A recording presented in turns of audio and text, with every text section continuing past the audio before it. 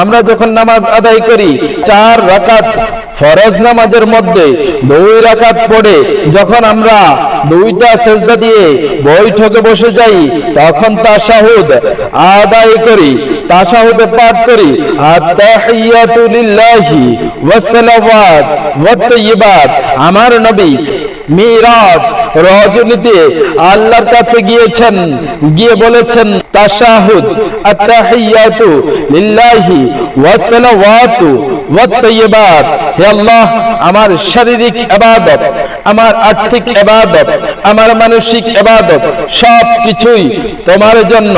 এরপরে আমার আল্লাহ খুশি হয়ে গিয়েছেন, সালাম দিয়েছেন আসসালামু আলাইকা আইয়ুহান নবিয়্যু, হে রাসূল আপনার উপর শান্তি বর্ষিত হোক, ওয়া রাহমাতুল্লাহি আমি আল্লাহর রহমত আপনার উপর বর্ষিত হোক, ওয়া বারাকাতুহু এবং আপনি নবীর উপর বরকত বৃদ্ধি হয়ে যাক।